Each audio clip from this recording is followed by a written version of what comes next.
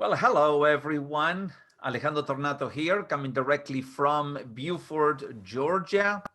And it's great to be connecting with all of you once again for another edition of Alejandro and Bob Unplugged. And let me just, without any delays whatsoever, let me introduce my dear friend and colleague, Bob DiGiacomo. And today we are going to do a session and talk a little bit about an interesting word, to say the least. It is an interesting word, and I want to be absolutely honest with all of you.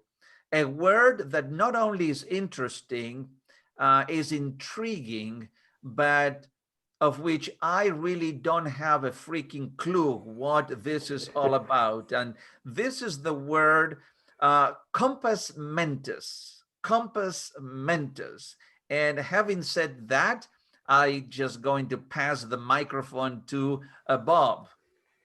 Well, hello, everybody, and greetings from beautiful and rainy Bermuda. And obviously, the road to your destiny lies right before you. Interestingly enough, I've been intrigued by these virtual backgrounds, and it's a funny thing when you're not using a green screen. Sometimes things get all interesting, and your silhouette. Distorted. Oh yes, but even the head, it makes you look like you're just getting off of a spaceship, to say the least. But I digress. The word compass mentis. I was listening to a talk show the other day, and they happened to use this word compass mentis, and I said, that's a great word. I didn't have a clue what it was about, but I said, let me put some thought to that. And so, of course, Alejandro, being that you're Latin blooded as I am, and of course that goes all the way back to the days of ancient Rome, I figured that the word compass mentis must be an ancient Roman word, because they had all those funky words back in those days. It sounds like. Well, it truly sounds like something that would come from ancient Rome, or a derivative from the Latin language, compass mentis. I compass, you compass, he, she, it compasses, we compass. But of course, the key word in there is compass, and that implies direction. But of course, as you will agree with me, a compass has got 360 degrees. So really, if I were to say to you, which direction do you need to go off in? You've got 360 choices that you could make. And which one would be truly correct? Which direction would truly be correct? Now, Columbus, back in the days of 1492, and of course, October has Columbus's birthday in it. So that's why I refer to Columbus. And we don't need to be PC here, politically correct, because you know what? History is history, and thank goodness we have history, because I don't know what we would be like in a world where there was no history. Because even today, you and I are making history that somebody will look back on at some point when they watch this years later, or today, next week, whatever. But Columbus decided that he wanted to prove that the earth was not flat.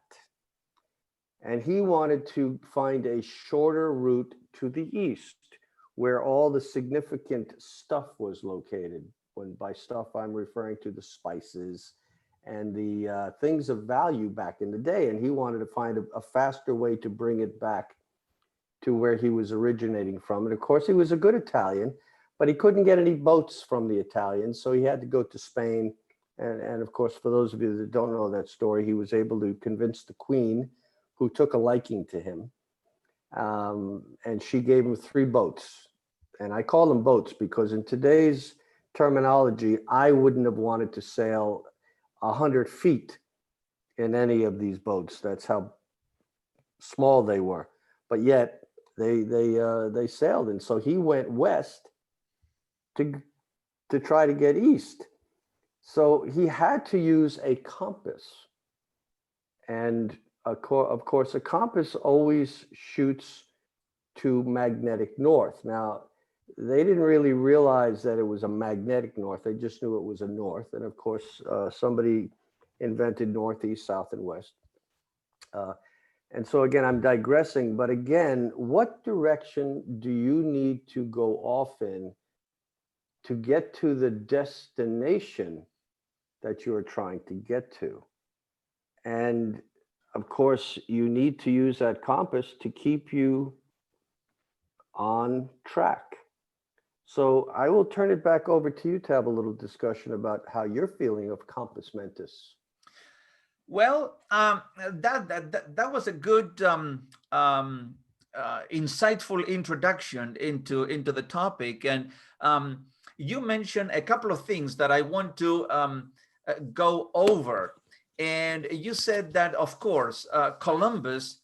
Well, first of all, I mean, Columbus was two things that are very important for everyone to have. One, Columbus was a great influencer.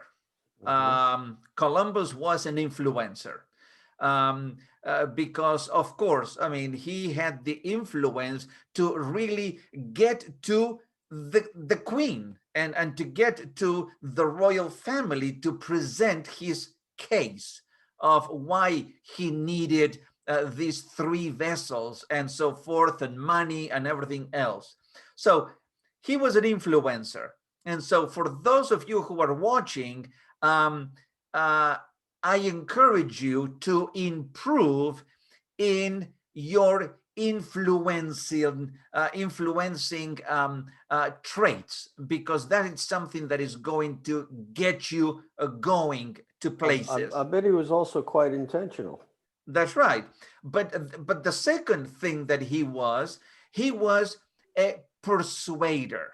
He was a great persuader because he persuaded the queen to go along with his plans and with his ideas. Now, the other thing that you mentioned that Columbus wanted to prove wrong, it was the fact that he did not believe that the earth was flat. And he wanted to prove that. And the journey, the voyage that he took actually proved that fact, that the earth was not flat. But coming back to these things being flat, you know, things that are flat are really not very good things.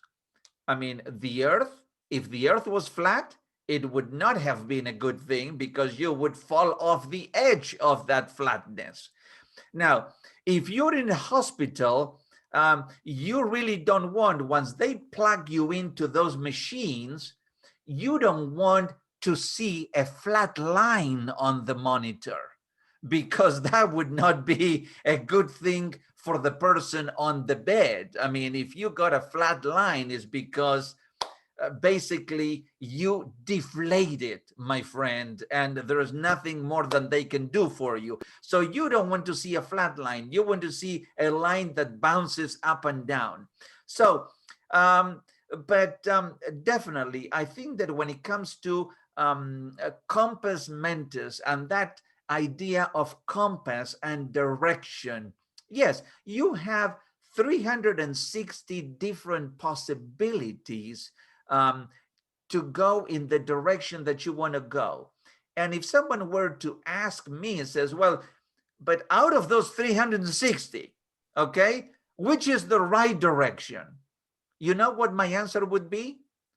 All of them, because all of them are and can be the right direction as long as you keep going and you keep making that direction that you chose the right one for you.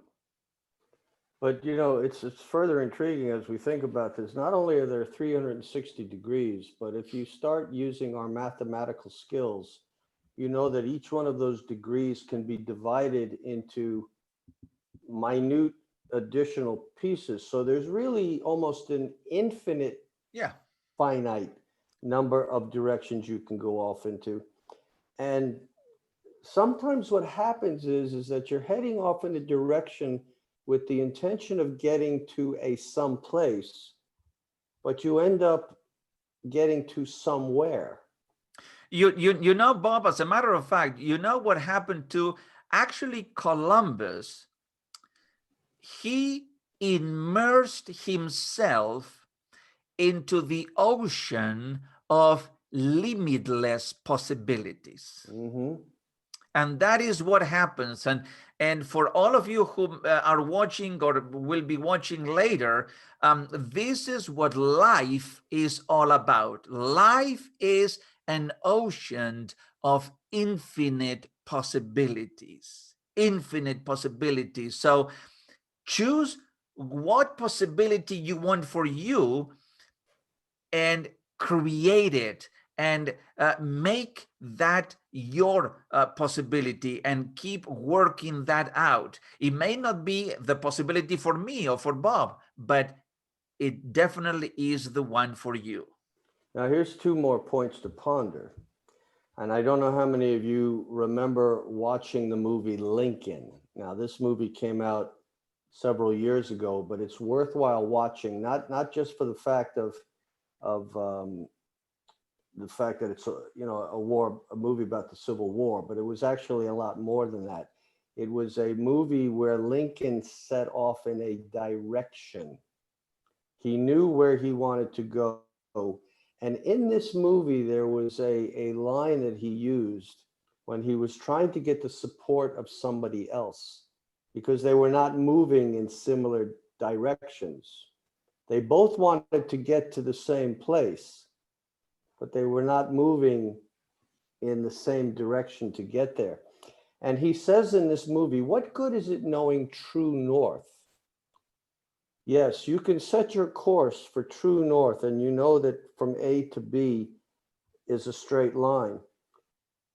Don't take into account the pitfalls and the chasms and the valleys and the hills and the whatnot that are going to be in your way, because at some point you're going to have to deviate your course a little bit still to get where you want to get to. And then there's a second point to that. Back in my military days, the closer you get to the North Pole or the South Pole, what happens is that the magnetic needle on that compass starts to deviate from what is true. And you actually have to do a little bit of math. I think we call it a declination angle, that you have to calculate, and because if you're working with a map, if you just go by what's true, and as you get closer, the needle starts to go off and you don't realize it, you're going to end up somewhere completely different, off course from where you intended to be. Now, mind you, if you're walking, that may not be a problem, but if you're in a boat, or even worse, an airplane, and that's not factored in. Of course, in today's technology, that all is factored in by the computers. But when people flew, even in the 1960s, there was a third person in that cockpit of the airplane. You had the pilot, you had the co-pilot, and you had the navigator, because there was no GPS to get you to that location. And so that navigator had to keep track, because it's little heck to pay if you get past the point of no return and you're off course.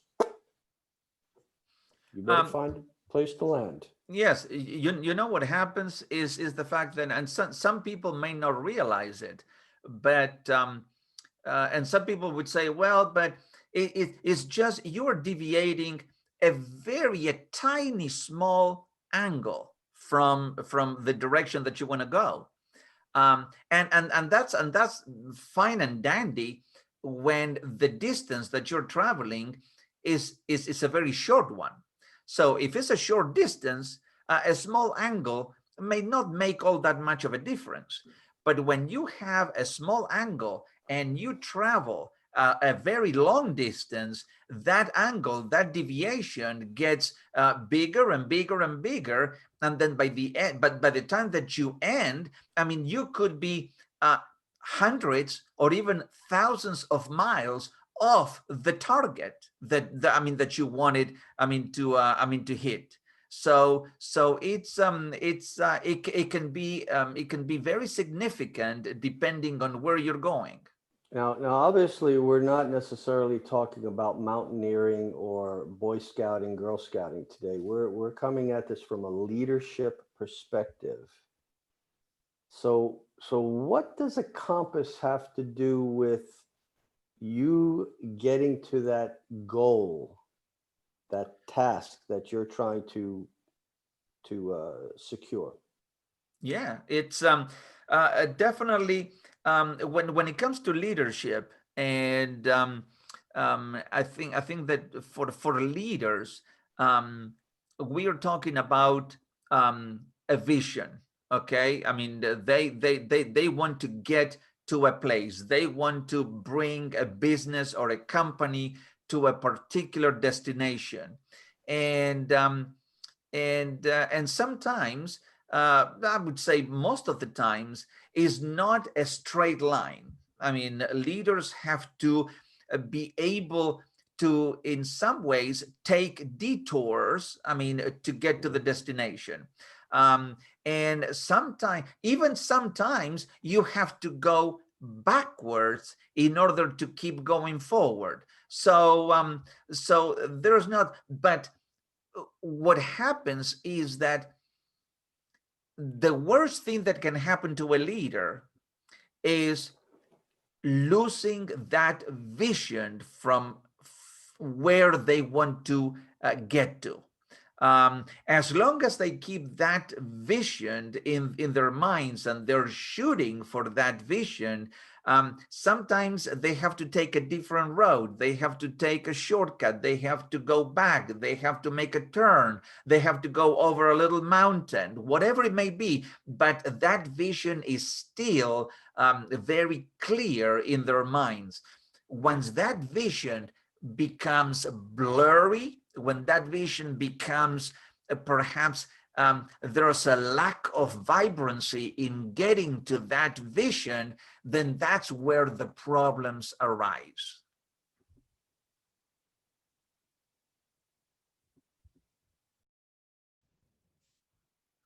Okay, are we back? We're back. Did you go away too? Yes, I didn't do anything. All of a sudden, it's just it went away, and now we are back. So, Well, wait a minute. Let me get my compass out and reconfigure and make sure that we're still on course here. I think that we're still on course, because I can see that we're still live on Facebook, and I think we are recording the session. So I don't know. And those guys that are watching us or listening to us on the podcast are probably going to say, "How did they manage to do that?" And it's just phenomenal. But you know what? Looking at the picture that's right behind me, the road to your destiny. And of course, it goes off. You can't quite see all of it because I'm in the way here a little bit, but you can see there's a road and there's a hill, a mountain behind me. Interestingly enough, one doesn't know if the road goes around, if the road goes over the top, or if somebody took the time to dig a tunnel through the mountain. But in any event, no matter which it is, you're going to come to pitfalls and chasms along the way to your destination of whatever it is that the goal is that you're trying to achieve. And you're going to need to make decisions. You're going to need to make course corrections. And again, this wonderful device that we've had given to us a few years ago, it's amazing how all of that is being done for us, and so it's so important that we need to continue to develop this, because we can't always rely on that. No. It's a tool.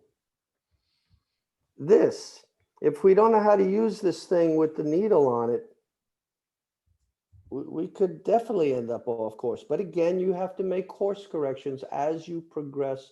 And it may mean that the initial goal that you're looking to achieve may not truly be that goal that you're looking to achieve. It may be something else. Now, again, going back to Columbus, he sailed west to get to the east. He didn't really ever get to where he was looking to go to, because along the way he ran into something else, which I believe you're sitting on that piece of land right now. Well, actually, he landed on an island further south of you, but it led to the eventual discovery of North America and South America. Of course, the people that were living there originally, they already knew they were there. Mm. But that's, again, going back to history and why it's so important that we learn our history so that we know, and it helps us in our direction to go. Now, I don't know, maybe somebody's got a dream and a goal that they want to be the first person on Mars.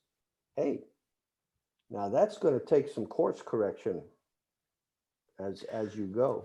I really don't know, because I haven't had a conversation with my friend Elon Musk. I call him several times. I mean, just to see how the Mars project is going. But he never returned my phone calls. So he must be very busy either with Tesla or the Mars project or some other project. I don't know. But yes, that's that. Now, can you imagine? Can you imagine? I mean, let's think of that. Let's think of a rocket or a vessel that is being launched from Earth to Mars. The destination is Mars. Now, Mars, the planet Mars, for even the stretch of someone's imagination, is not around the corner. It's not just 100 feet or a few miles from where you are. It's way out there. Now, can you imagine if that rocket, if that vessel launches and it begins to deviate, just perhaps like an angle that you can hardly measure, but it is a very, very, very minute, microscopic deviation. But by the time that gets to Mars, instead of landing in Mars, it may land in Neptune, because of that deviation. Small at the beginning, but it made such a tremendous difference at the end. And that is, that is something, I mean, to consider.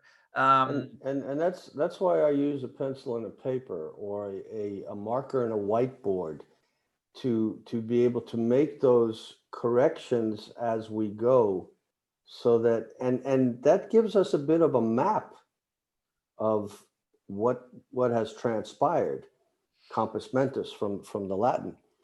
And have you ever watched, it's great. Have you ever watched the movie Apollo 13? I mean, the movie, okay. Do you remember, that obviously in control center, when the problem arose and everybody was trying to figure out, the trajectory and what to do and how to do it, you have these people in control center with all those computers and all those things, but they were those engineers working calculations out with slide rules. Slide rules, yes. With slide rules. So it's everybody's putting, and I remember, when I was in college, and you had some exams, math, and the teacher would say, you cannot use calculators. And some of the why is because if you rely on a calculator, but you don't really know the insights of how to do calculations by hand, then you would always be relying on calculators, on machines, on computers, but you don't understand what it is. And the thing that a calculator can do, you can do manually. The only thing is that the calculator takes a millisecond to do it, and you may take a little bit longer. But we have to know how to do things by hand and not rely so much on machinery. So we really need to know where we want to go and put some plans in place. So today we've talked about direction. We've talked about deviation, we've talked about obstacles, we've talked about sometimes to get from A to B, you might have to realize that C or D is in the way. And so hopefully this has been helpful to all of you out there as you're pondering, am I going in the right direction? Do I need to make some course adjustments so that I can get to that destiny, that goal that's waiting for me? Or will I continue to be off course and literally get lost in space? Yeah, definitely. And if you're going in a direction, don't become frustrated or disappointed if things don't work out. Keep going. I mean, persevere in that until you can make things happen. Because in the end, it's up to every one of us to really make it. So what's the call to action today? Well, the call to action, I mean, I would say it could be this. I mean, we talked about direction, and we talked about a starting point and a destination. But guess what? We will never get to any destination if we don't take the first step. In order to get to any destination, you don't have to take 1,000,000 steps or 1,000 steps. But what you have to do for sure is to make the first one. Right on. Hey, you know, if you guys out there are enjoying what you're hearing, you can find more of us on the Alejandro and Bob iTunes podcast, and we're also on Google Play. So Alejandro ampersand Bob Unplugged, and you'll find us in the land of podcasts. And you can also, for those of you that like to watch pictures, you can find us on YouTube.